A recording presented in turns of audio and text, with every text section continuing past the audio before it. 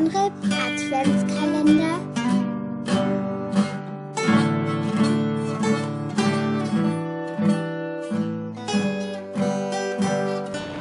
Türchen 15. Du kannst jetzt gefahrlos auch einen Witz über Schlagzeuger machen, der Alex ist weg. Ich darf? Ja, mach. Okay. Fällt mir ganz spontan was ein. Warum ist ein Drumcomputer für eine Band besser als ein Schlagzeuger? Der Computer hält den Takt, es säuft den Kühlschrank nicht leer, er lässt die Finger von meiner Freundin und man muss ihm nur einmal sagen, was er spielen soll. Ich fand ihn gut. Genauso gut wie diese super tolle, flauschige Schöllerhead-Aufnäher. Die kann man überall hinmachen, habe ich schon erwähnt. Man kann sie verschenken, man kann sie selber nehmen. Und wenn man ganz viele nimmt, spart man sich eine schwarze Tapete.